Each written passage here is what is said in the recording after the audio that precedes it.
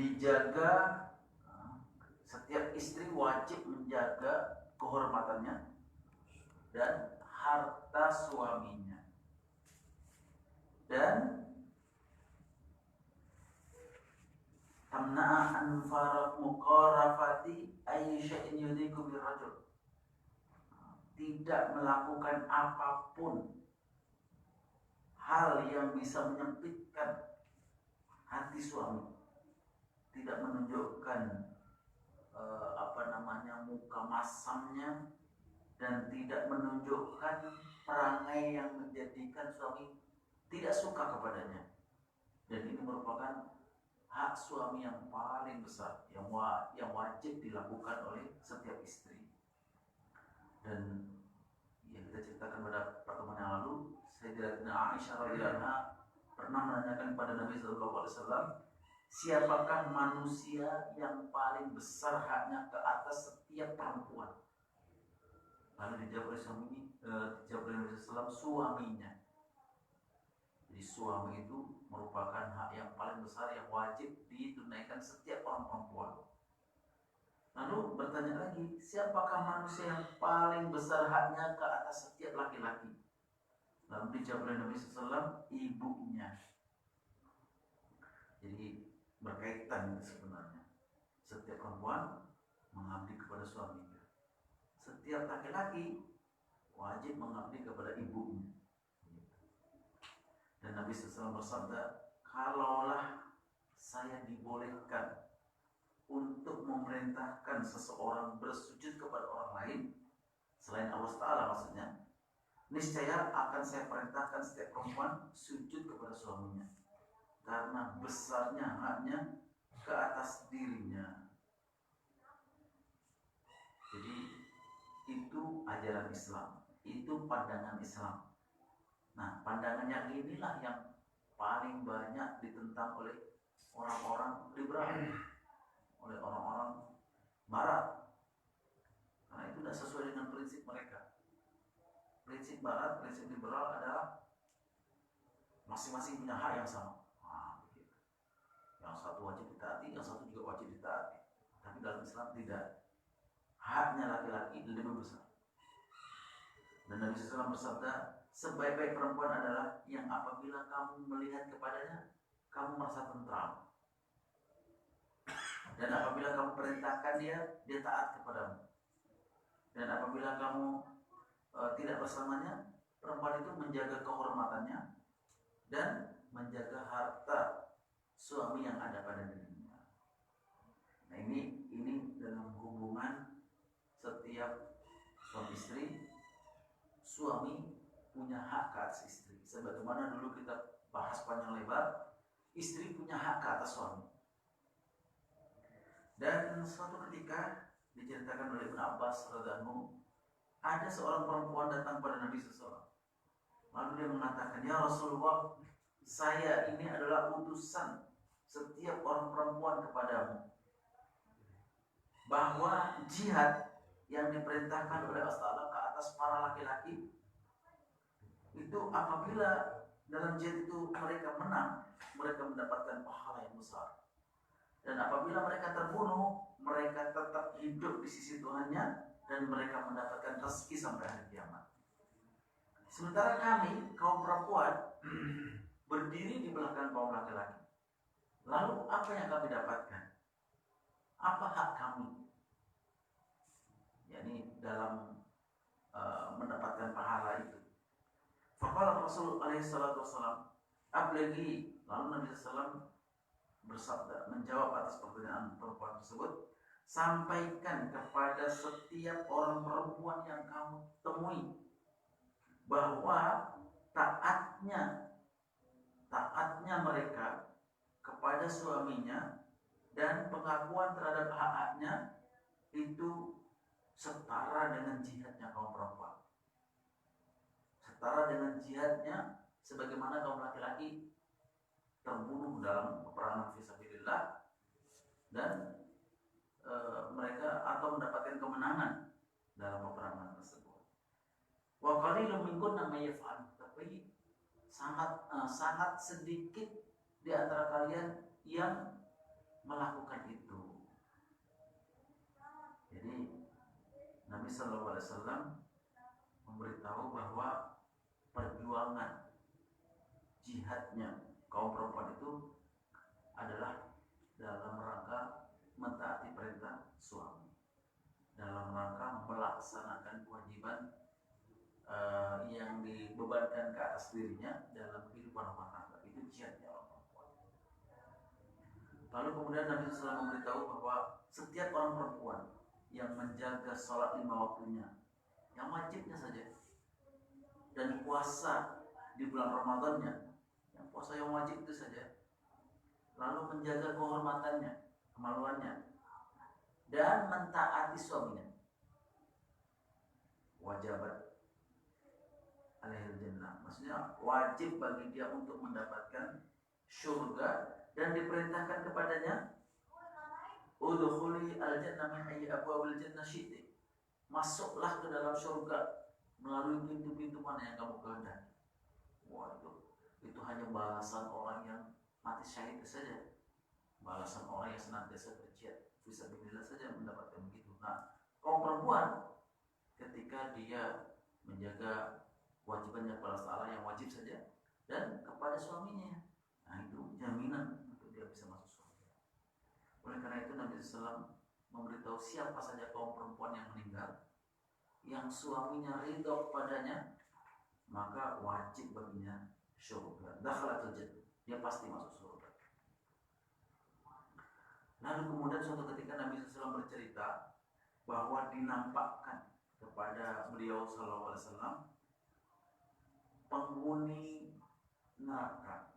Jadi suatu ketika dinampakkan surga, dinampakkan neraka. Lalu nampak sekali dia melihat keburukan yang ada pada dirimu, maka dia akan mengatakan, ma ra'aitu minka khairan qat. Saya tidak pernah melihat kebaikan yang ada pada dirimu sedikit pun, gara-gara satu keburukan itu. Jadi itu ciri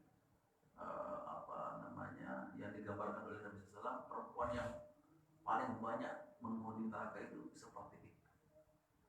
Oleh karena itu, karena Nabi SAW sudah beritahukan seperti ini, maka kita kaum laki-laki wajib mengetahui itu, sehingga untuk mengantisipasi terjadinya itu kita didik.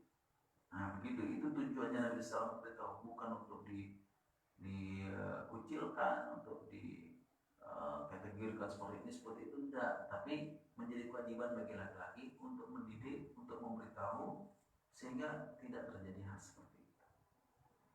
Dan Nabi SAW bersabda, "Idza da'a ar-rajulu imra'atahu kan firashihi fa'abat an taji'a fabata ghadban la'anat al-malaika hatta tasbah."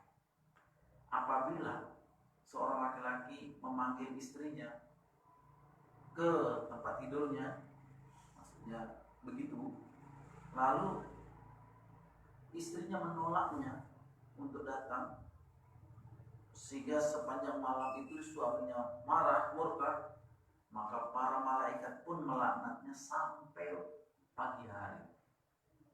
Seperti itu. Jadi ini hak kaum laki-laki yang sangat besar yang harus ditunaikan oleh setiap istrinya. Nah, ini konsep dalam Islam yang memberikan kepastian atau memberikan jaminan untuk mendapatkan kehidupan rumah tangga yang bahagia seperti itu. Ada hak kaum laki-laki, dan kaum perempuan juga punya hak ke atas laki-laki. Ada kewajiban kaum laki-laki, dan perempuan pun ada kewajiban terhadap kaum laki-laki. Sehingga masing-masing punya peran tersendiri dan tidak dibandingkan sama begitu satu lawan satu, enggak, tapi ada bagiannya, ada porsinya tersendiri. Nah, kita mempunyai kewajiban untuk memberitahu, untuk mendidik hal yang seperti itu. Jadi Nabi SAW pun menekankan tentang hal itu dalam banyak hal. Nah, berkali-kali dalam hadis-hadis yang disebutkannya itu, haqquz zawj ala zawjatihi alla tamna'ahu nafsaha walau kana ala dhahri qatabin. Haknya para suami ke atas para istri adalah tidak menolaknya atas permintaannya walaupun di atas kendaraannya. Sampai begitu, sampai sedemikian. Dan Allah tasuma yauman wahidan illa bi'idnih. Tidak dibenarkan perempuan itu berpuasa sunat walaupun satu hari saja di rumahnya ketika suami ada di rumahnya, melainkan dengan izinnya, kecuali kalau puasa wajib. Kalau dilakukan itu asimat, maka perempuan itu akan berdosa. Walam yutaqabbal minha, dan tidak diterima pahalanya. Wa alla tu'ti min baitiha, dan dia tidak dibenarkan memberikan harta atau barang yang ada di rumah suaminya sesuatu melainkan dengan izin suaminya. Kalau dilakukan juga, maka yang mendapat pahala suaminya dan baginya dosa, karena memberikan sesuatu dari harta suaminya kepada orang lain tanpa izin suaminya. Wa alla takhruja, dan tidak dibenarkan keluar dari rumahnya kecuali dengan izinnya, izin suaminya. Kalau dilakukan juga, Allah melaknatnya dan para malaikat pun murka kepadanya sampai dia bertobat atau kembali kepada suaminya. Wa in kana zaliman, walaupun suaminya seorang yang zalim. Jadi dalam hadis ini menggambarkan kepada kita tentang kehidupan suami istri itu harus bisa menemukan titik temu yang bisa bermuara atau menghasilkan kebahagiaan dalam hidup rumah tangga. Jadi kebahagiaan itu nggak bisa diharapkan datang muncul sendiri tiba-tiba, nggak bisa. Tapi harus disesuaikan gitu. Kalau suaminya itu sifatnya keras, istrinya harus lembut. Kalau suaminya sifatnya lembut, istrinya harus lembut lagi atau lebih keras. Intinya harus mencari celah. Oleh karena itulah disebut sebagai sesuatu yang bisa direkayasa. Jadi istilahnya itu chemical of life, kehidupan yang bisa menyatu, mencampur secara kimiawi. Harus ada penyesuaian. Oleh karena itu perlu waktu yang lama memang. Nggak cukup setahun 2 tahun. Bila perlu sepanjang hayat, tetap dipertahankan, mencari celah untuk bisa menyesuaikan itu. Oleh karena itu dalam pembahasan suami istri itu, ketika ada hal-hal itu diberi tempo, ada masa-masa yang disebut dengan iddah, ada masa-masa rujuk, ada masa-masa damai dan seterusnya. Karena itu, makanya ketika kita dikurniakan ada penyesuaian, ada kesatuan, ada ketentraman, wah itu sudah suatu nikmat dalam hidup. Itu yang pertama yang menjadi haknya kaum laki-laki, yang setiap laki-laki wajib memberitahu dan mengajarkan kepada istrinya begitu. Bukan mentang-mentang suami itu begini-begini, enggak, tapi dia membimbing, memberitahu, mengajarkan. Yang kedua, ada mengidkhali man yukrihu zawj.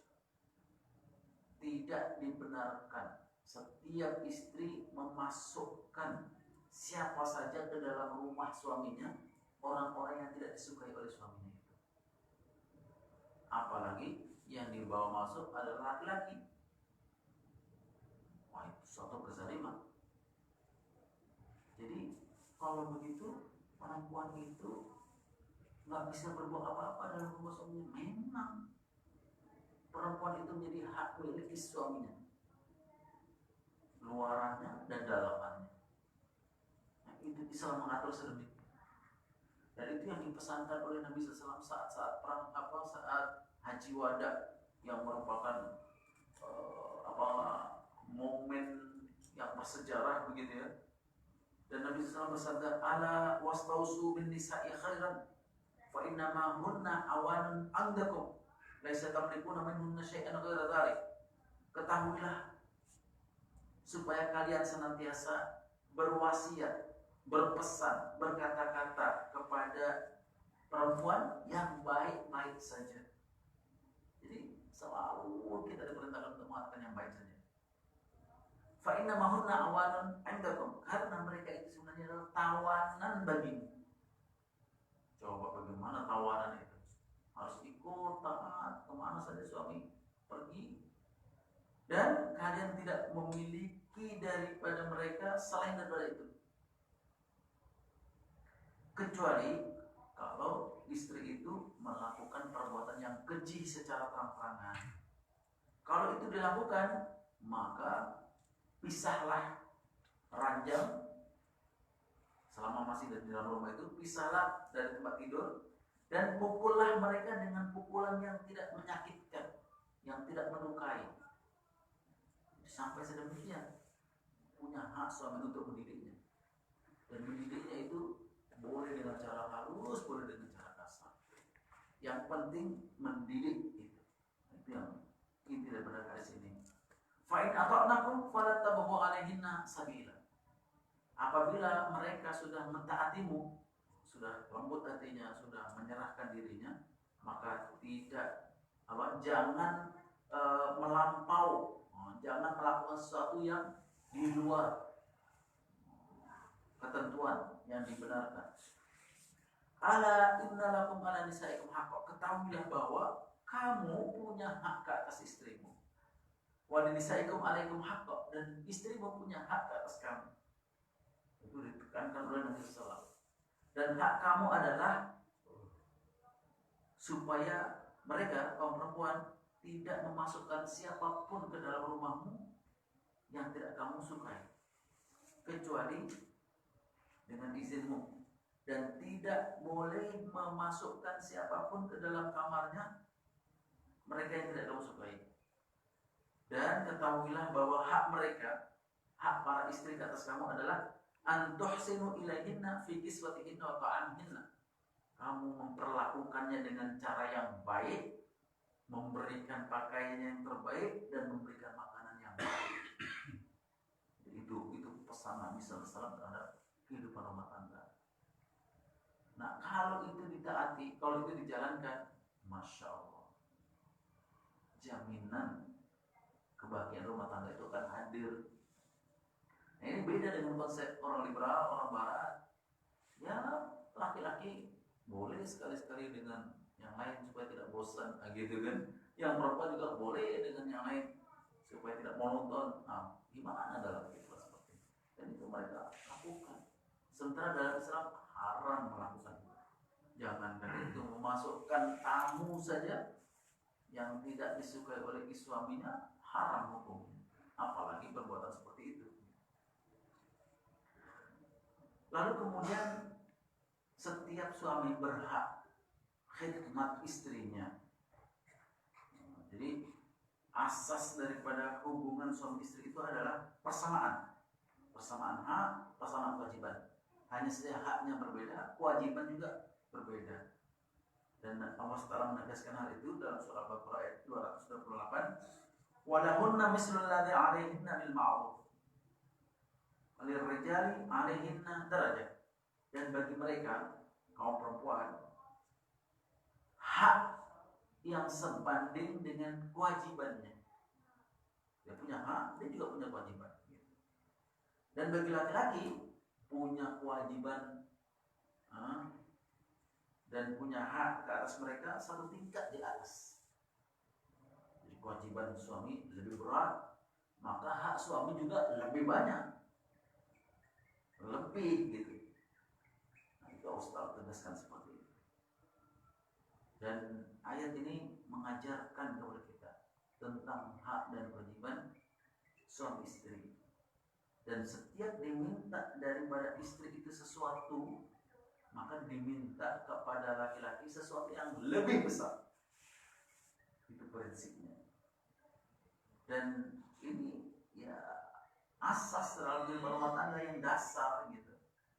Kaum laki-laki lebih mampu untuk bekerja membanting tulang, bersusah payah mencari sumber kehidupan Dan perempuan lebih mampu untuk mengatur urusan rumah tangga internal di dalam rumahnya, mendidik anak, membuat sesuatu yang bisa mendatangkan kenyamanan, ketenangan, kedamaian.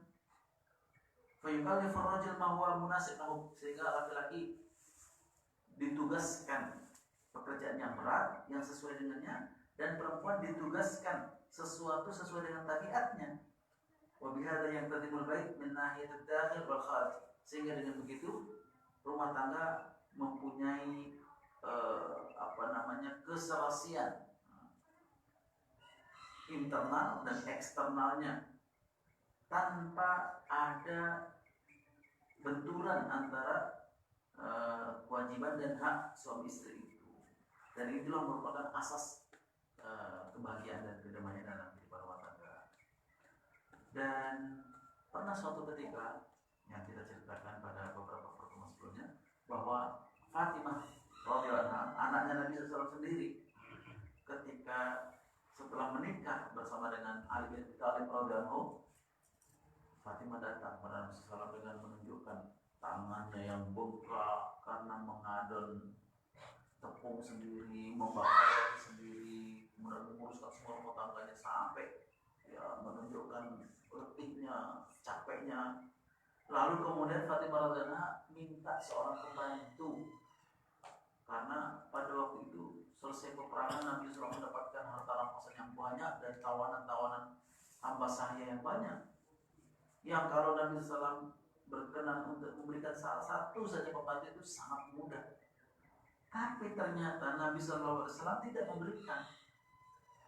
Tapi dikatakan ala adullukuma ala ma huwa khairun lakuma mimma sa'atuma, maukah kamu berdua aku tunjukkan dengan suatu hal yang lebih baik bagi kamu berdua untuk menyelesaikan permasalahan rumah tangga.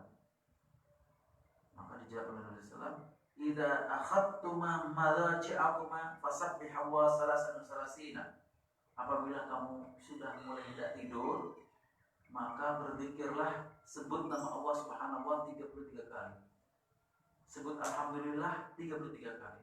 Dan sebut Allahu Akbar 34 kali. Itu lebih baik bagimu daripada seorang pembantu rumah tangga. Lihatnya tidak diberi, tapi malah justru diberitahukan memang itu tugas kaum perempuan kepada suaminya. Jadi dalam Islam begitu. Setiap istri punya kewajiban, sebagaimana setiap suami juga punya kewajiban yang lebih. Setiap istri punya hak, sebagaimana juga setiap suami punya hak yang lebih.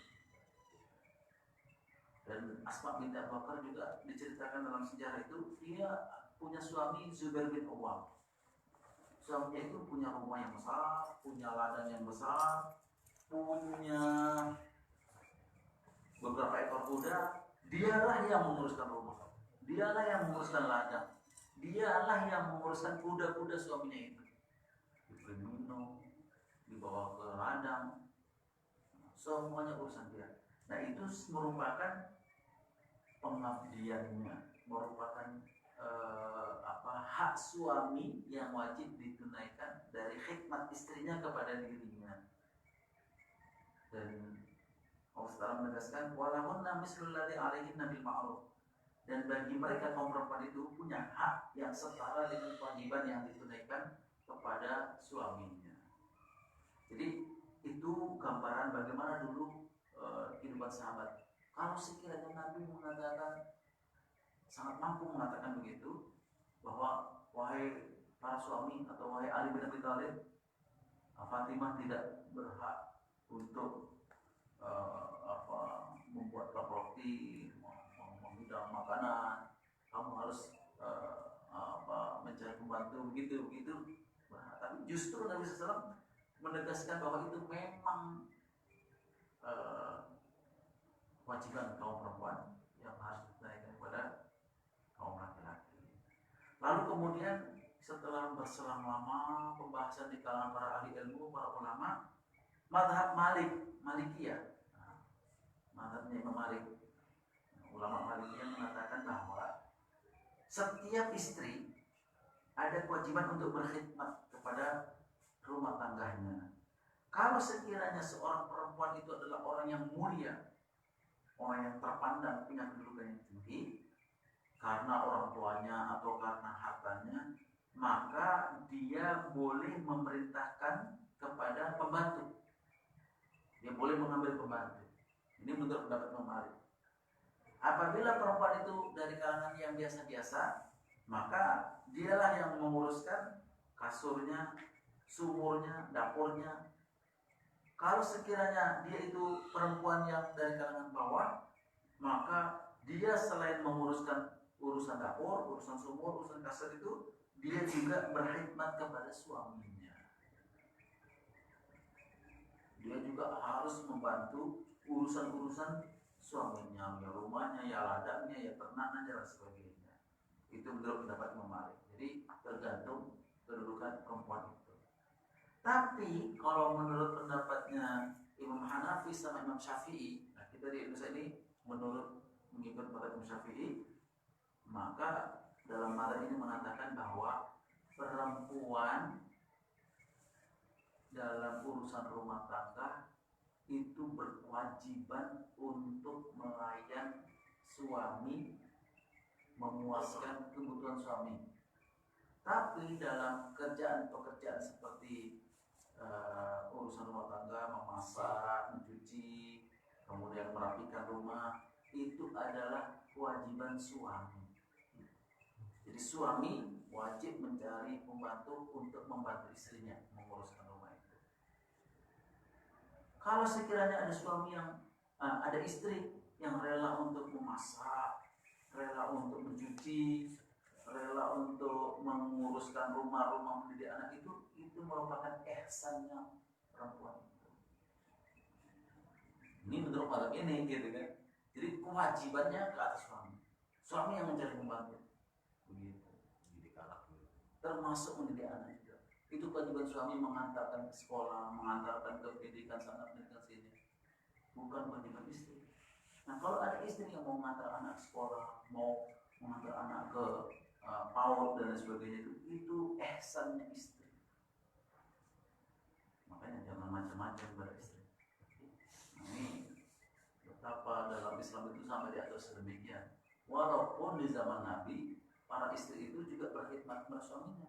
Tapi setelah selang beberapa waktu perubahan-perubahan zaman ini, para ulama ini mempunyai konsep seperti itu. Jadi kalau ada istri yang dia juga menguruskan dapur, dia juga menguruskan sumur, dia juga menguruskan kasur, dia juga menguruskan anak-anak dan sebagainya, itu istri yang mantap, yang bagus. Jangan kemudian suami masih juga mencari yang lainnya gitu.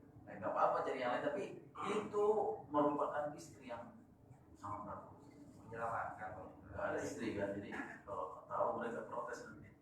Selama ini suami saya hanya duduk-duduk saja gitu kan. Nah, jadi itu merupakan kewajiban suami. Jadi istri tidak boleh dipaksa. Itu merupakan kewajiban suami. Jadi apa tugasnya istri kalau begitu? Ya hanya melayan suami aja. Dia mendampingi suami aja, itu tugas utama istri. Nah, kalau dia mau menghidang kopi, mau melayan penghidangan, nah itu kebaikan istri saja. Menurut mazhab Imam Hanafi dan Imam Syafi'i. Nah kita ini di Indonesia mayoritas mazhabnya Imam Syafi'i. Tapi kemudian menyuruh istri kerja, menyuruh istri ini, menyuruh istri itu, ini nggak sesuai dengan mazhab Syafi'i. Mazhab Malik itu, Imam Malik itu. Lalu kemudian untuk menjaga urusan suami istri ini, kaum laki-laki dibolehkan mengatakan yang tidak sejujurnya demi menjaga kehidupan rumah tangga, demi menjaga kelanggengan kehidupan rumah tangga. Diboleh berbohong dalam urusan rumah tangga semata-mata demi menjaga supaya jangan ada friksi, jangan ada keretakan dalam rumah tangga. Nah, seperti dulu kita katakan, sebenarnya kita ini sudah enak, sudah nggak suka gitu. Kemudian bang gimana bang, bagus. Gimana bang ini, bagus. Gimana rasa kopinya bang, enak. Padahal tidak sesuai dengan apa yang kita harapkan. Nah seperti itu dibolehkan. Mengatakan sesuatu yang tidak pada sebenarnya. Kecuali kalau sedang berpuasa ya. Nah kemarin kan ada yang bertanya, gimana di waktu Ramadan kita bilang pada istri I love you. Tidak boleh kan? Tidak boleh bohong ketika di bulan Ramadan. Kecuali kalau ada hal seperti itu gitu. Memang banyak yang nggak suka. Kita ini mempertahankan itu hanya karena anak aja, karena ada anak aja. Kalau nggak ada anak mungkin dah lama gitu. Tapi karena ada anak itu adalah kita pertahankan aja. Nah, banyak yang seperti itu. Bahagia juga, sampai ke anak cucu juga. Tapi kalau mengatakan sebenarnya saya sudah enak sama kamu, sudah gini, cerai gitu. Padahal Allah tidak menginginkan hal itu. Pertahankan aja udah. Ada kebaikan yang banyak. Di awal pembahasan dahulu tentang pernikahan itu Allah Taala berjanji, asa an takrahu syai'an fa huwa khairun lakum. Bisa jadi dalam urusan rumah tangga itu ada sesuatu yang kamu nggak suka. Ada sisi-sisi kehidupan suami istri itu yang tidak disukai. Tapi Allah jadikan kebaikan yang banyak. Dan bisa jadi ada sesuatu yang kita sukai, yang kita maukan, tapi Allah menjadikan di situ keburukan yang banyak. Jadi sangat mungkin hal itu. Nah, dalam hubungan rumah tangga juga begitu. Untuk menjaga insijam, yakni keselesaian dalam hubungan rumah tangga itu, dan menguatkan hubungan keluarga yang merupakan tujuan dari pernikahan, maka dalam hal ini dibolehkan. Oleh karena itu ada aturan-aturan. Suami kalau sudah nggak suka, kalau sudah tidak melihat gelagat-gelagat yang terbaik itu, diamnya suami itu lebih baik daripada dia mengatakan sesuatu yang tidak gitu kan. Dia itu sudah perempuan sudah goncang melihat suaminya kalau udah diam saja gitu kan. Mam kenapa diam saja? Saya buatkan kopi ya, nggak usah. Saya buatkan air hangat ya, nggak usah. Saya buatkan ini, nggak usah. Emang kenapa? Tadi di kantor ada pengumuman setiap laki-laki harus punya 2 istri.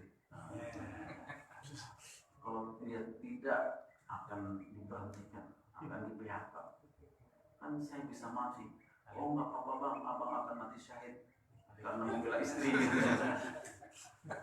Jadi kadang-kadang dalam rumah tangga itu perlu kelakar-kelakar gitu yang selama tidak membawa kepada mudaratah, dan tujuannya adalah untuk kebaikan-kebaikan saja.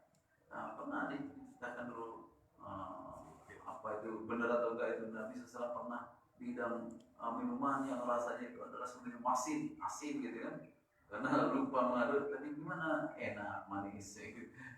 Sama dengan begitu. Jadi disebutkan sini laisal kadza alladhi yuslihu bainan nasi fayurmi khairan atau yaqulu khairan.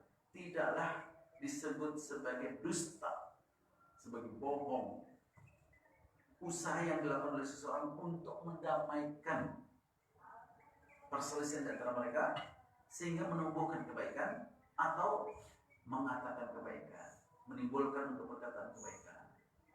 Gimana dia itu? Bagus. Semata-mata untuk menjaga supaya jangan sampai timbul permusuhan dan keretakan di dalam hubungan rumah tangga atau dalam hubungan suatu masyarakat. Dan itu dilakukan di zaman Sayyidina Umar ketika seorang laki-laki mau minta sumpah, minta jawaban dari setiap istri-istrinya bahwa gimana ceritanya ini. Jadi intinya bahwa Sayyidina Umar mengatakan begini, innakum la tuhaddisuna anni adlamun nisa wa akhlaqna fas'alwa. Jadi apabila istri-istri kalian mengatakan sesuatu yang ada dalam dirinya dalam bentuk kebencian, jangan katakan kebencian itu. Jadi katakan sebaliknya. Nah, seperti itu. Intinya jangan sampai menimbulkan permusuhan dalam kehidupan suami istri. Kalau sekiranya tidak suka, tahan, pendam, dan mengatakan sebaliknya demi menjaga kerukunan dalam kehidupan suami istri. Intinya begitu. Di suatu ketika ini ada kisahnya siapa sebenarnya itu, Ibnu Abi Udrah Ad-Du'ali. Dia mengatakan, dia menanyakan kepada setiap istrinya, apakah kamu benci pada saya? Nah, istrinya itu mengatakan iya. Ya udah diceraikan. Nah, gitu. Terus kemudian dia mengadu kepada Sayyidina Umar, suaminya telah menceraikan dia. Nah, karena tanya kenapa? Karena dia mengatakan begini-begini, perangai suaminya itu disebutkan ya. Nah, itu yang tidak dibolehkan. Jadi walaupun dia melihat perangai suaminya begini, gitu, untuk menjaga kehidupan rumah tangga, itulah yang disembunyikan, itulah yang dijaga, itulah yang dipelihara. Dan Nabi SAW mengatakan tidak termasuk bohong apabila seseorang itu melakukan sesuatu yang untuk mendamaikan, dalam untuk bisa mengatakan kebaikan itu. Lalu kemudian imsaku zaujah bimanzili zaujiyah. Seorang laki-laki boleh menahan istri di rumahnya dan dibolehkan untuk melarang istrinya itu keluar dari rumahnya. Yang dulu ada kisah bahwa suaminya berpesan pada istrinya jangan keluar rumah apapun yang terjadi. Lalu kemudian orang tuanya sakit sampai meninggal, istri ini tidak keluar dari rumah karena sudah dipesan oleh suaminya demikian. Apakah sampai seperti itu? Nah, ini pertanyaan biasanya yang datang dari orang-orang non-muslim atau orang-orang liberal. Apakah sampai seperti itu Islam mengatur kehidupan suami istri? Ya tentunya setiap suami tidak akan melarang istrinya untuk melakukan kebaikan-kebaikan, apalagi dalam hal berbakti kepada kedua orang tua, karena itu memang kewajiban setiap suami. Tetapi dalam kondisi-kondisi tertentu, dalam keadaan darurat, memang ada keadaan yang setiap suami punya hak untuk melarang. Contohnya dalam keadaan perang, dalam keadaan fitnah, dalam keadaan kacau, dia pesan jangan keluar. Nah, kalau itu dilakukan oleh si istri, lalu sampai hal yang seperti tadi itu kejadian yang genting, orang tua meninggal dan sebagainya, kalau itu dalam rangka untuk mentaati suami, memang gitu. Tapi kalau keadaannya tidak genting, tidak menimbulkan fitnah, bahaya, tidak mungkin suami itu tidak membenarkan istrinya keluar. Dan tentu ini yang menjadi landasannya adalah kepatutan dan kewajaran itu. Tidak mungkin kalau orang tua datang atau orang tua memanggil minta tolong lalu kemudian suaminya tetap membenarkan, tidak mungkin. Karena itu bukan dari adat Islam, bukan dari aturan Islam. Intinya begitu. Jadi hak-hak suami ke atas istri itu sebanding dengan kewajiban suami yang sudah ditunaikan oleh istrinya. Suamilah yang sudah memberi nafkah, suamilah yang sudah mencukupkan sandang pangan dan papannya, suamilah yang sudah memberikan jaminan masa depan kehidupan. Lalu suaminya juga berhak untuk mendapatkan haknya itu dari istrinya. Tapi kalau suaminya tidak menunaikan, tidak memberi nafkah, tidak menyediakan tempat tinggal yang layak, tidak memberikan makan pakaian yang layak, lalu kemudian dia mentang-mentang, nah itu tidak sesuai dengan hak yang harus diberikan oleh istrinya itu, gitu.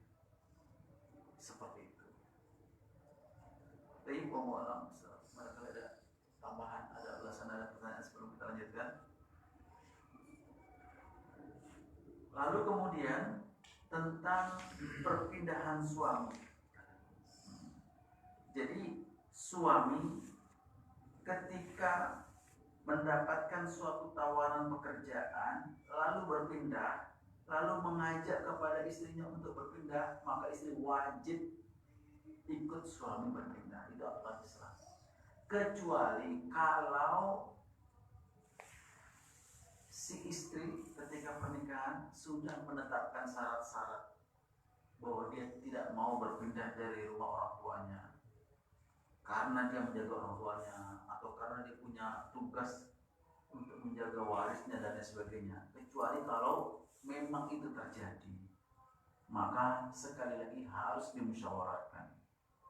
Nah, biasanya pertanyaannya itu ketika suami istri baru menikah, lalu kemudian istri itu bekerja, lalu suaminya memerintahkan istrinya itu untuk berhenti dari kerja. Bagaimana dalam pandangan Islam seperti itu? Apa suami berhak untuk menyuruh istrinya berhenti dari kerja?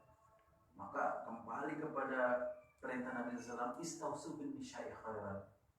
Jadi istausu bin nisa wastausu bin nisa'i khairan.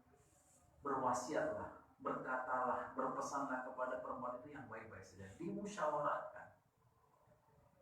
Jadi tidak serta-merta kalau istrinya mau mendapatkan haknya, diperintahkan istrinya berhenti bekerja begitu, tidak sedemikian serta-merta.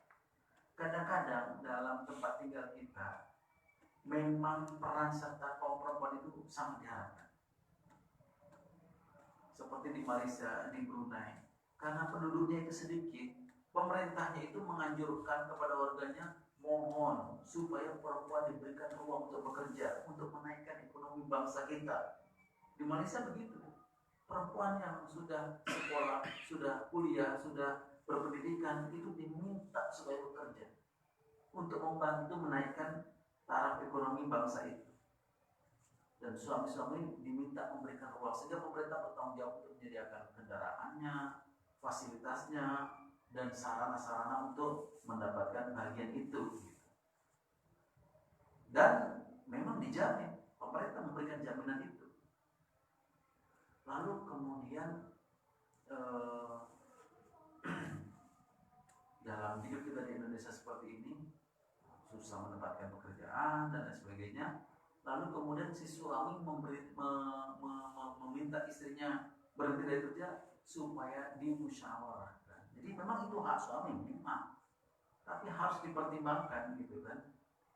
Nah, kalau di negara lain kehidupan itu ada jaminan dari pemerintahnya, sehingga kalau istrinya tidak bekerja, istrinya masih punya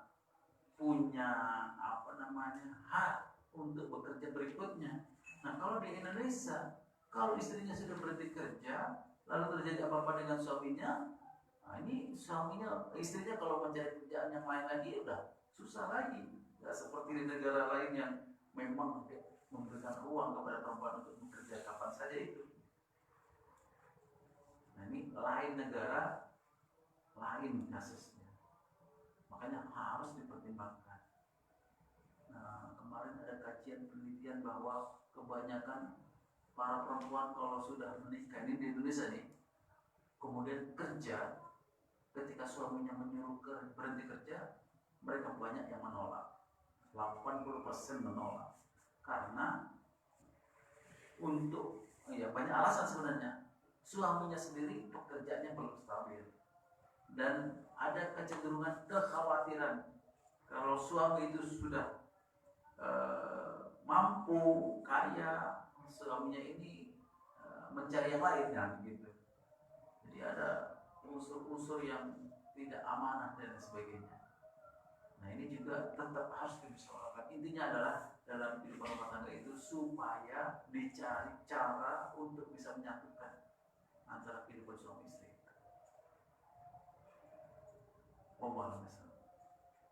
Baik, ada pertanyaan. Assalamualaikum warahmatullahi wabarakatuh. Waalaikumsalam. Ada waktu itu kan memang pernah dengar satu kisah yang Rasulullah itu katakan bahwa ada istri yang pertama surga karena dia taat sama suaminya. Jadi memang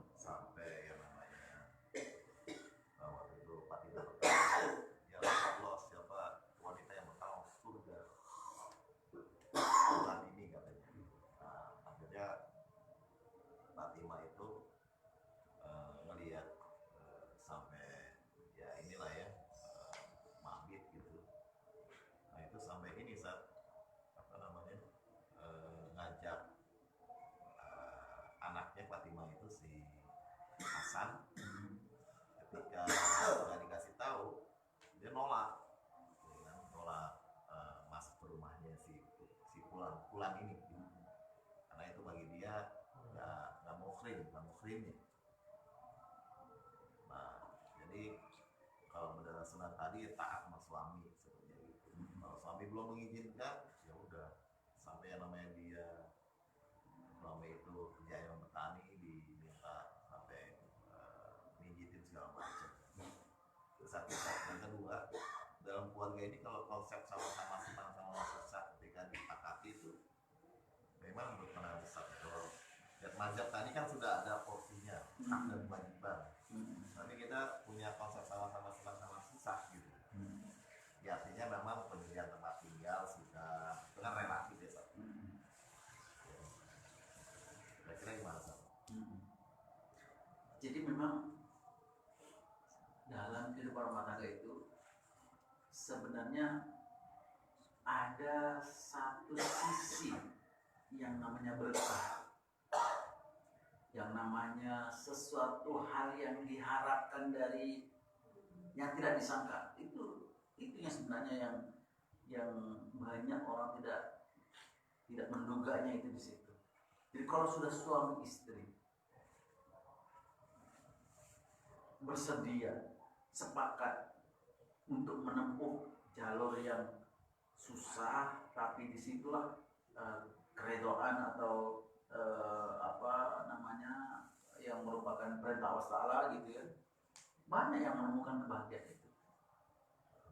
Jadi contohnya ketika suami istri sepakat untuk keluar dari pekerjaan yang itu menurut keyakinan suami istri itu tidak mendatangkan kebaikan, lalu kemudian membangun usaha sendiri atau apa saja cara, pokoknya dia keluar dari hal-hal yang kurang memberikan keberkahan gitu. Banyak pada akhirnya menemukan kesusahan gitu kan, menemukan apa yang menjadi tujuan dalam kehidupan pernikahannya itu. Intinya yang menjadi permasalahan utama dalam kehidupan rumah tangga itu harus dimusyawarahkan. Di tempat kami itu ada pasangan muda yang karirnya itu sangat cepat. Dia kuliah di Fakultas Ekonomi, begitu kerja di perbankan, Bank BNI atau BRI antara itu, sampai dia dijadikan sebagai kepala cabang. Lalu kemudian karena dia punya pengajian rutin gitu, dia memahami bahwa ternyata kerja di bank bagi dia ini itu unsur riba yang tidak bisa dicampur, tidak bisa dihindari gitu. Akhirnya dia memutuskan untuk berhenti dari kerja di bank. Tapi dia cerita sudah musyawarahkan dengan keluarganya, termasuk pada orang tuanya. Lalu kemudian dia memutuskan untuk keluar dari bank itu. Nah, dia kemudian membuat usaha sendiri, membuat mie, semuanya terbuat dari mie goreng, mie rebus, mie yang disebut dengan mie dutan. Ada itu di dekat rumah saya. Nah, omsetnya sampai sekarang ini, wah sudah lumayan besar. Akhirnya bisa juga gitu.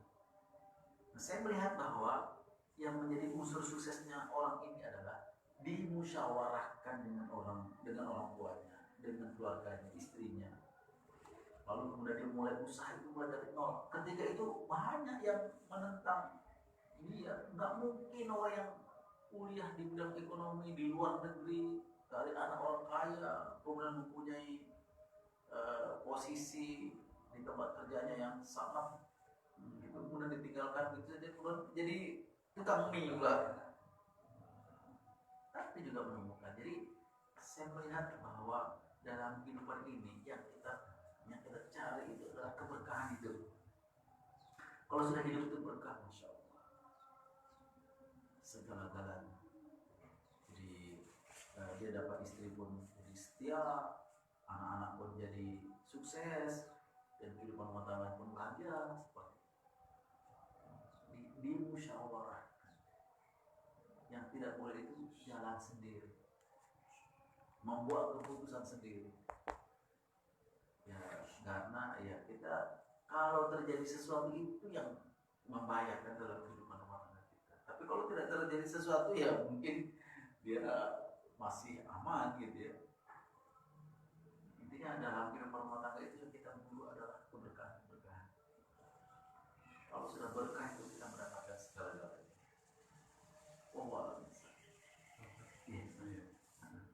Oh, gimana kalau tadi katanya istri itu harus menurutkan suami ya?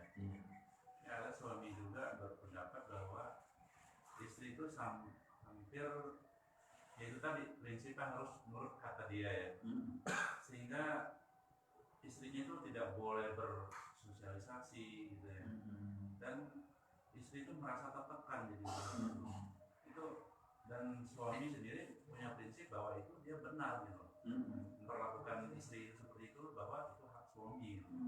Sementara istri merasa tidak nyaman, hari-hari itu tertekan. Itu gimana?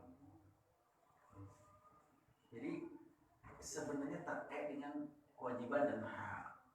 Kewajiban laki-laki memberikan semua fasilitas kehidupan yang bisa menjadikan rumah tangganya itu nyaman. Nah, kalau sudah diberikan senyaman mungkin itu, maka apa yang dikeluhkan oleh istri ya kepada suaminya wajib memberikan sampai dia merasa mendapatkan semuanya itu. Nah, kalau itu yang sudah diberikan oleh suami, maka istri wajib taat kepada suami.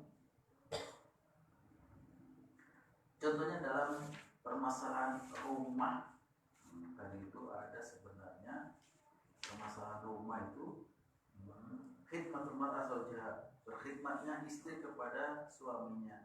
Jadi suami berhak untuk menempatkan istrinya di rumah dan mewajibkan untuk tinggal di rumah itu, tidak boleh keluar dan lain sebagainya. Kalau rumah yang disediakan itu laikan, sesuai dengan ketentuan syar'i, sesuai dengan ketentuan budaya sosial, kehidupan sosial. Tapi kalau itu tidak sesuai, contohnya ini rentan karena orang lain bisa masuk ke dalam rumah itu kapan saja, atau rumah itu tidak ada privasi dalam melakukan hubungan rumah tangga gitu, maka suami tidak wajib taat kepada istri tidak wajib taat kepada suami untuk tinggal di rumah itu. Jadi memang suami punya hak yang besar atas istri dengan syarat si suami sudah memberikan haknya istri. Sebagaimana istri juga wajib taat kepada suami itu. Nah, kalau si suami sudah memberikan semua fasilitas itu, ya istri wajib taat. Gitu. Jadi memang akan kembali kepada setingkat dengan kewajiban yang sudah dilakukan oleh suami kepada istri. Sekalipun istri itu ya kalau bergaul sama tetangga kiri kanan tuh sampai tidak boleh, itu bagaimana tuh? Nah, kalau sudah dalam hal seperti itu, suami tidak ada hak untuk melarang. Makanya Nabi Sallallahu Alaihi Wasallam tentang sholat berjamaah, itu dulu kita sudah bahas ya. Ketika seorang perempuan mau datang ke masjid melakukan sholat berjamaah, maka suami tidak boleh melarang istri.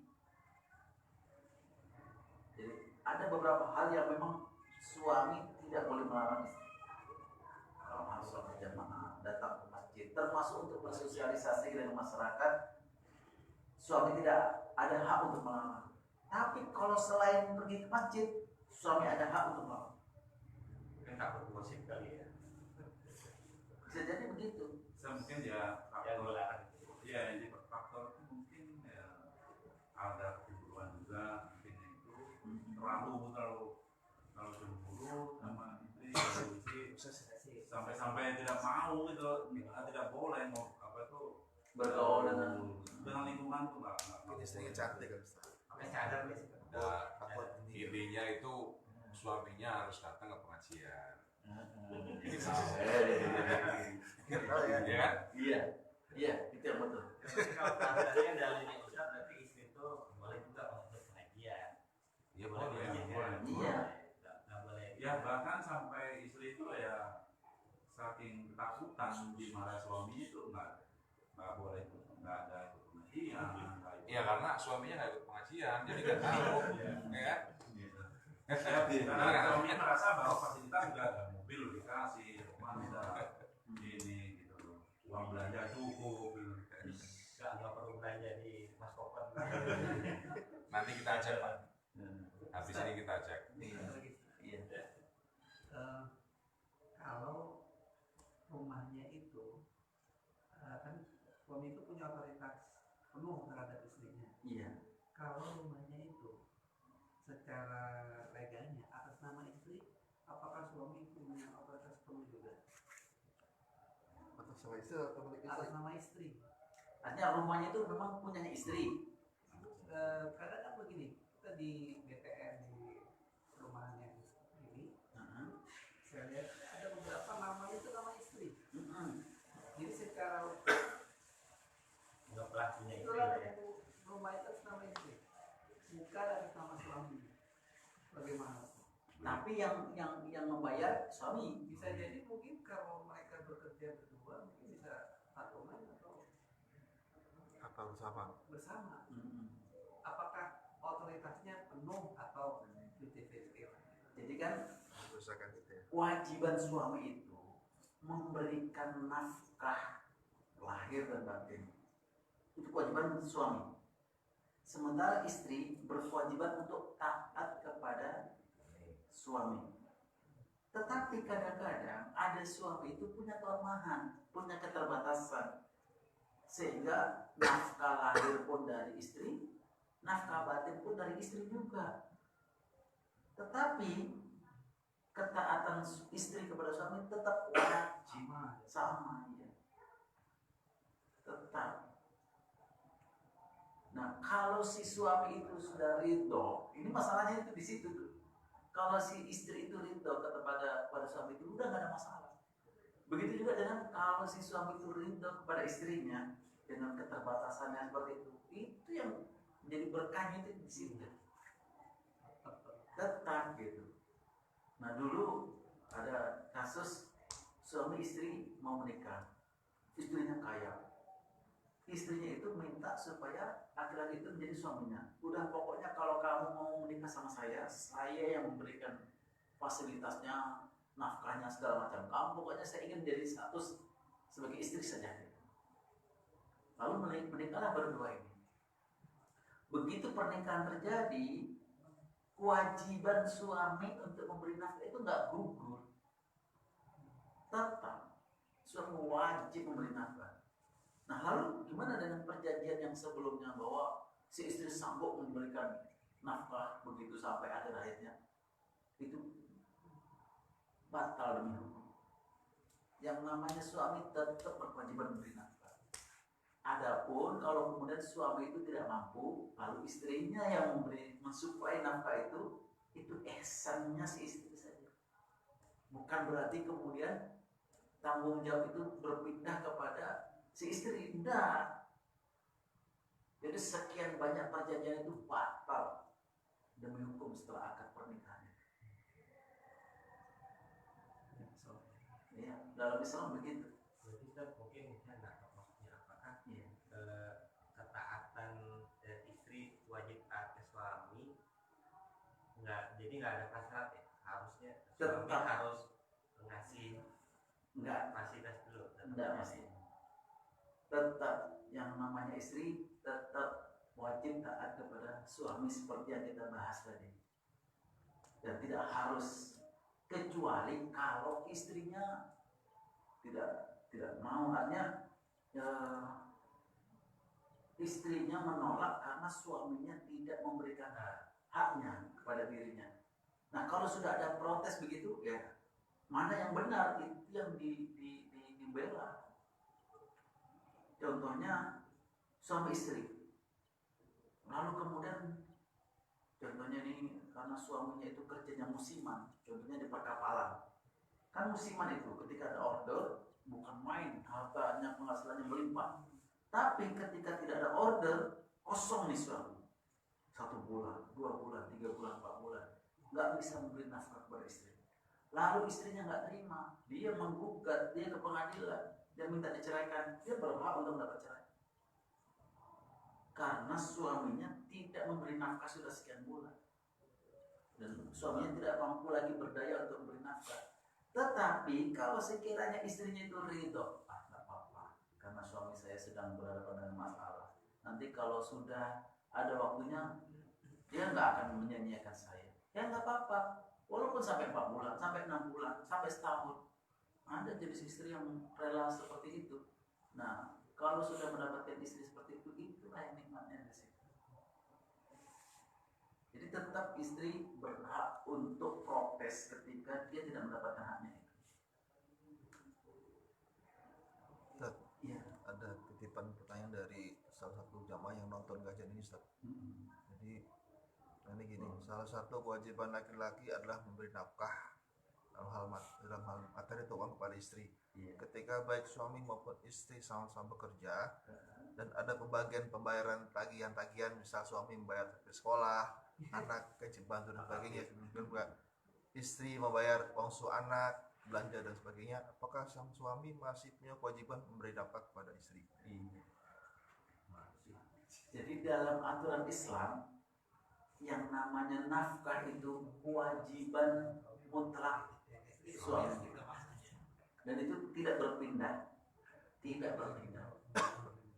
Kalau sekiranya istri kerja, yang kewajiban memberi nafkah juga tetap suami. Semampunya Ustaz ya. Semampunya, secukupnya. Nah, kalau sekiranya si istri itu rela mengorbankan, ya udahlah saya yang akan bayarkan sekolah anak, itu ihsannya si istri. Ya udahlah saya yang akan membayarkan bil listrik, bil air, bil telepon. Nah, itu ihsannya si istri, bukan kewajiban dia. Bayarin pembantunya. Iya, seperti itu. Jadi tidak berubah karena istrinya bekerja, dia kemudian menguruskan rumah tangga, dia yang mengatur dapur, kasur, sumur gitu. Tidak begitu. Tetap yang berkewajiban mencari yang berkewajiban untuk menyediakan nafkah itu adalah si suami. Nah, istri itu hanya membantu. Nah, kalau sudah dapat istri yang begitu, itulah istri yang baik. Itulah ihsannya si istri itu gitu. Jadi dalam Islam tidak gugur dan tidak berubah sampai kapanpun.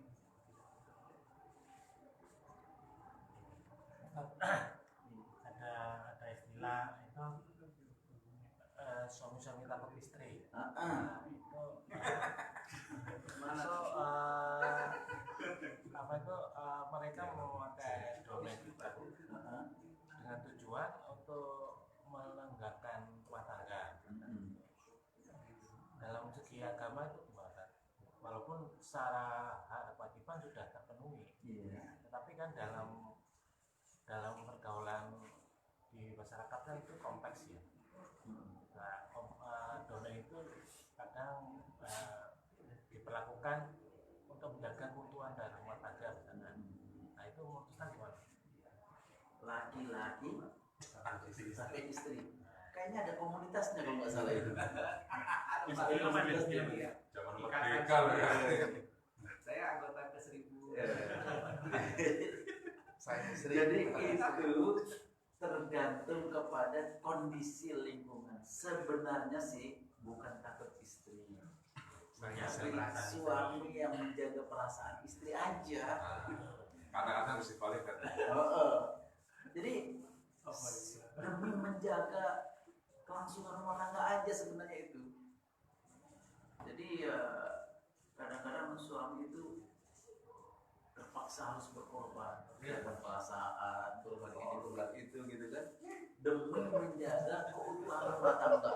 Itu sebenarnya yang diharapkan itu gitu. Karena kan tadi Ustaz bilang ya keutuhan rumah tangga itu kan Betul. yang diutamakan. Artinya tujuan beribadahnya itu penekanannya di situ. Iya, betul. bahasanya bukan takut istri katanya. Bukan. Bahasanya kan. Bukan takut istri sebenarnya. Ah, Karena kan sahabat Umar dirubah mas bahasanya. istri kan dia diam. Iya. Sahabat Umar. Nah, Jadi suatu ketika ada orang ingin curhat, ingin mengadukan masalahnya, istrinya begitu rewelnya gitu kan. Setelah sampai di rumah Sayyidina Umar, istrinya bukan main, lebih ganas daripada istrinya yang di rumah gitu kan. Oh, kalau begitu saya nggak jadi gitu kan. Gua kayak mau nanya. Takut istri. Kayak mau nanya kayak di sini. Iya. Sholat. Kayak mau nanya kayak gini. Nah, itu yang cerita dari Ustadz di Medan itu, dia sudah nggak sabar begitu, istrinya dimasukkan, kemudian tiba-tiba keluar makhluk besar gitu kan, penghuni sumur itu kayaknya itu. Saya sudah ratusan tahun menghuni ini, nggak sahan ada perempuan di dalamnya, rewel gitu. Suruh ambil perempuan itu katanya. Jadi kadang-kadang kisah-kisah seperti itu perlu juga diungkap di ini. Hanya sekedar untuk menghibur aja gitu. Seperti itu. Jadi sebenarnya bahasanya bukan takut istri. Kalau bahasa takut istri mungkin dari orang lain, dari agama lain. Tapi kalau dalam Islam tidak. Kita adalah dalam rangka untuk menjaga keutuhan rumah tangga itu. Ada seorang laki-laki punya istri mandul, hakimah gitu ya, mandul. Tapi kalau suami itu sudah ridho, sudah rela, nggak masalah. Ada istri yang suaminya nggak mampu menggauli, karena istrinya itu ridho, nggak masalah. Tapi kalau istrinya itu tidak mau, dia berhak untuk tidak diceraikan. Dia berhak.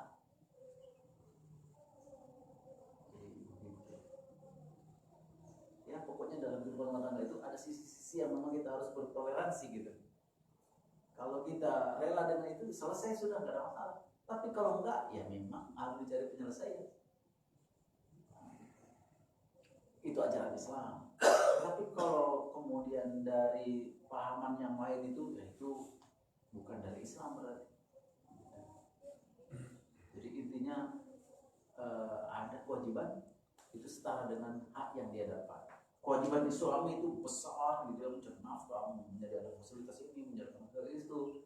Maka dia juga punya hak yang besar untuk ditaati oleh istrinya. Bukan berarti kemudian kalau istrinya itu sudah mempunyai kewajiban yang ditunaikan besar, kemudian dia tidak ada kewajiban lagi, nggak berkewajiban untuk memberikan haknya suami itu tidak gitu. Tetap ada hak dan kewajiban yang sama. Nyambung sesuai dengan Pak Arya tadi. Memang kan masing-masing punya standar minimal untuk memenuhi hak dan kewajiban sesuai dengan paparan sebelumnya. Tapi ketika misalnya standar minimal itu kita ingin rumah tangga yang besar, itu terjadi akhirnya dari sisi income dari suaminya ketika ngangsur bayar ini kurang saja. Dan akhirnya ketika kesepakatan itu ya istrilah misalnya bayarin listrik, bayarin air, nah itu terjadi kesepakatan seperti itu sampai ini sudah selesai. Dalam Islam itu apakah diperbolehkan atau memang nanti ketika misalnya sudah selesai itu si suami jadi hutang kepada istrinya, gimana sih? Jadi laki-laki dikembalikan, pesan Nabi SAW, istausiu bin nisa'i khairan, berkatalah kepada perempuan yang baik-baik, dimusyawarahkan apakah ini nanti akan menjadi hak bersama atau suami harus mengembalikan itu, dimusyawarahkan. Jadi ya Standar istri atau suami? Istri kan. dimusyawarahkan, standarnya standar berdua itu. Standarnya standar berdua itu. Bukan istri kan. Makanya misalnya istri sebelum nikah dia udah biasa di rumah sakit, ketika nikah dia sudah mas, nanti kan bisa. Kasihan banget jadi. Nikah besar. Iya, jadi dimusyawarahkan. Kalau istri itu sudah rela, nggak ada masalah udah. Iya. Kalau suami juga sudah rela, tidak ada masalah. Yang bermasalah itu kalau ada salah satu pihak yang tidak mau terima, itu yang bermasalah. Nah itu yang harus dicarikan penyelesaian. Kalau suami istrinya mengatakan, iya bang, tapi ini nanti menjadi hutang abang ya harus dibayarkan. Bukan nggak boleh. Laki-laki gimana caranya? Ya udah nggak usah aja. Udah nggak usah. Harus dimusyawarahkan di awalnya. Jangan kemudian di kemudian hari kemudian protes pula.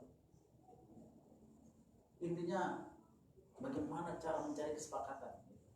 Dan seni dalam mengelola hidup ini kan bagaimana cara mempersuasi ya seperti itu supaya masing-masing sepakat meluratakan Koalisi lah itu. Kalau dari awal kita dari awal khususnya sebelum nikah kita memberi syarat ya. Ingin bukti tidak tidak bekerja selama saya masih mampu untuk memberikan hak itu atau kewajiban itu. Maksudnya dari awal dari sebelum nikah pun sudah bilang saya nggak mau sampai kerja nanti gitu. Selama ini nanti saya ini karena pertimbangannya pada waktu pulang kerja kan rata-rata kalau di Jakarta kan kadang-kadang suaminya pulang duluan, istrinya belum ada di rumah. Nah, melihat background seperti itu, suaminya memberikan pernyataan seperti itu di awal. Itu bukan bermaksud untuk mengekang sebenarnya, tapi apa ya? Persyaratan. Jadi yang seperti itu sah, lebih baik di awalnya disepakati begitu. Sepakat tidak gitu kan? Kalau sekiranya istrinya nggak mau, ya udah jangan dipaksa. Tapi dengan dengan seperti itu ada kekhawatiran juga kalau dengan kondisi seperti itu akhirnya si istri ini nggak punya skill, nggak punya profesionalisme, nggak punya ini. Jadi suatu saat kalau suaminya dipanggil duluan, dia bingung. Kalau kayak gitu gimana? Suatu saat itu ada nggak yang menjamin jaminan? Nggak ada. Nah, udah. Jadi yang penting sepakat antara kedua belah pihak. Kalau satu pihak nggak mau, nggak sepakat, ya jangan dipaksa. Kamu harus menikah sama saya, tapi kamu harus berhenti. Nggak boleh begitu. Jadi kalau kemungkinan masa depan mah walau-walau aja berarti ya. Ya, nggak ada siapa yang bisa menjamin. Kongsi lah. Berkongsi lah. Koalisi, wilayah koalisi tadi. Berserikat lah, berkongsi lah. Ya, gitu. Terakhir kan? Ya. Kalau misalnya itu kan tadi yang di awal sebutkan bahwa istri yang pokoknya nurutin suami masuk surga gitu kan. Nah, kalau misalnya suaminya tadi nyambung udah dipanggil duluan, itu kan ada beberapa istri yang nanti saya kalau nikah lagi nggak masuk surga saya gitu. Nah itu satu begitu. Terus yang kedua itu dulu deh. Lupa. Jadi memang dalam hidup itu yang bisa mendatangkan kebaikan-kebaikan kan Nabi SAW berpesan supaya kita menikah. Nah, dalam pernikahan juga ada kemungkinan ketidaksesuaian, ada kemungkinan terjadi perceraian dan sebagainya. Nah, ada perceraian pun, ada perceraian hidup, ada perceraian mati gitu kan. Nah, intinya dalam hidup itu kita melaksanakan apa yang diperintahkan oleh Nabi SAW. Nah, kalau kita masih dalam keadaan menyendiri, perintahnya menikah. Nah, kalau terjadi perceraian, kemudian apakah kemudian tidak boleh menikah lagi? Tidak, tetap perintahnya Nabi menikah. Menikah itu jauh lebih produktif dibanding tidak menikah. Intinya sunnahnya para nabi dahulu adalah menikah. Nah, perceraian baik karena hidup atau karena meninggal tidak menghalangi seseorang untuk menikah kembali. Sampai Ibnu Mas'ud di usia yang 100 tahun lebih itu Dia mengatakan, kalaulah saya tahu bahwa sisa umur saya tinggal 10 hari, dulu pernah kita bahas itu. Lalu kemudian setelah 10 hari itu saya meninggal. Tapi sementara untuk menunggu 10 hari itu saya mampu, saya masih bisa untuk melakukan menikah, saya akan menikah karena takut akan fitnah. Jadi fitnah karena menyendiri, fitnah karena terbiar, fitnah karena tidak ada siapa yang merawat dia, takut nanti jatuh sakit, jatuh apa, jatuh itu. Maka sekualitas sahabat-sahabat seperti itu akan tetap diupayakan menikah. Kalau sudah ada yang datang, kalau perempuan, kalau sudah ada laki-laki yang melamar. Kalau laki-laki, kalau dia sudah mampu memberi nafkah, begitu. Jadi tetap pernikahan tetap lebih memberikan kebaikan, lebih menjadikan produktifnya hidup seseorang. Makanya kalau masih ada yang masih bertahan menyendiri, itu harus segera dimotivasi. Ada yang suaminya bilang kamu jangan menikah, nanti kalau mau nikah nggak masuk surga sama saya. Gitu. Suaminya udah meninggal duluan. Jadi takut ini. Ya banyak perjanjian-perjanjian seperti itu. Nanti kita janji sehidup semati gitu kan? Kan ada itu kan, suami istri waktu sebelum menikah itu kaulah segala-galanya bagiku, kaulah harapan hidupku, masa depanku, saya mau hidup semati denganmu. Kalau kamu meninggal duluan saya tidak akan menikah lagi. Waktu perjanjian sebelum menikah itu gitu. Tapi selama itu tidak sesuai dengan syariat Islam, batal demi hukum. Batal. Yang tidak boleh menikah lagi itu adalah istrinya para nabi. Itu tidak boleh menikah. Dan Al-Quran sudah menetapkan itu. Makanya istri semua istri para nabi itu yang 9 orang yang masih hidup saat ditinggal wafat Nabi, tidak ada yang menikah setelah Nabi SAW wafat. Karena mereka sudah mendapatkan kepuasan yang tidak datang dengannya dan tidak akan mau menikah lagi. Aisyah radhiyallahu anha itu masih belasan tahun, tapi memang dia nggak mau menikah lagi. Dia sudah nggak mau, dia sudah mendapatkan semua dari Nabi SAW itu. Dan hikmahnya adalah beliaulah yang termasuk umur panjang dari sekian banyak istri Nabi SAW itu. Dialah yang banyak menyampaikan hadis-hadis, kisah-kisah Nabi SAW kepada para sahabat sampai kepada kita sekarang ini. Banyak anak Aisyah. Itu hikmahnya di sebalik itu. Jadi selain istrinya para nabi itu ketika sudah ditinggal wafat oleh suaminya boleh menikah. Ya, kita juga begitu loh, udah perjanjian makan di atas materai sama istri saya. Siapa yang meninggal duluan, orang yang kemudian tidak boleh menikah lagi dengan yang lain. Itu batal demi hukum karena tidak sesuai dengan syariat Islam. Sama dengan perjanjian dari itu, kalau kamu menikah dengan saya, kamu tidak wajib untuk memberi nafkah. Saya yang beri nafkah kata si perempuan.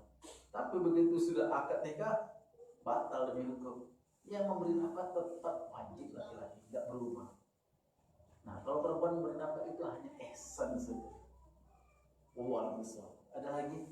Kalau tidak ada, terakhir. Kalau suami berutang sama istri itu wajib dibayar. Wajib dibayar. Saya pikir sunnah bisa. Jadi kalau akadnya hutang tetap wajib dibayar. Dulu ada kawan sekolah kan, si laki-laki ngasih utang aja kepada si perempuan itu. Lalu keduanya menikah. Setelah menikah dia berharap laki-laki ini utang itu dihapuskan gitu kan. Enggak dihapuskan, tetap wajib bayar kalau sekiranya sih. Nasib tuh. Tapi kalau si istri itu mengatakan ya udah bang nggak usah dibayar, adik rela. Alhamdulillah. Selesai belum dulu. nikah, kalau udah nikah itu maksudnya gimana sih? Rumah tangga gitu kan, Kalau udah rumah tangga, nikah. Tapi kalau udah swasta kan itu kalau duit kan kadang-kadang nggak akan gitu. Udah pakai ya cuma kening aja udah. bahasanya jangan pinjem ya kan. Pakai. Jadi dalam rahasia dalam rumah tangga itu, ini saya beritahu ini rahasia nih kan. Baik-baik sama istri, rayu dia, layan dia, lalu bisikin kalau utang kemarin kita beres, ya udah nggak apa-apa. Udah itu yang begitu. Gimana caranya bisa mempersuasi itu gitu? Ngomongnya udah hampir tidur kan? Sirap deh. Jangan lagi melek di bawah. Jadi ada caranya, nggak bisa langsung gitu, nggak bisa. Lihat moodnya, Pak. Iya. Istri ya. Lihat moodnya dulu. Ini mood baik atau mood baik? Semua itu suami itu sangat berkemampuan untuk melakukan itu. Tapi tidak semua laki-laki suami itu bisa merayu. Harus belajar dari sekarang. Harus belajar dari sekarang. Belajar dari Bapak Kunci Bapak. kebahagiaan rumah tangga itu ketika si laki datangkan. Ya jadi Pak Naryo nanti. Di sini siapa yang pandai merayu? Belajar pada orang itu. Ini pasal ahli ini. Kalau sudah ada pakarnya, training. tanyakan kepada yang ahlinya. TOT lah nanti. Serius dalam hidup rumah tangga itu semua ada cara. Oleh karena itu, kenapa laki-laki, kenapa orang yang sudah menikah kalau berbuat serong hukumannya itu rajam, sementara orang yang belum menikah itu hukumannya cuma cambuk aja. Karena orang yang sudah menikah itu dia sudah pengalaman, dia punya pengalaman maut. Begitu. Jadi dia pandai merayu, pandai menggoda. Ini untuk kita aja ya. Jadi dia pandai merayu, pandai menggoda. Bisa tunduk perempuan itu. Nah kalau itu kemudian dipraktekkan keluar, itu yang bahaya itu. Hukumannya hukuman mati gitu. Karena dia pasti bisa. Ini kan sarik aja sih. Itu dia, harus ada caranya gitu. Gak perlu ke surga. Gitu ya. Udah dari di samping aku. Iya.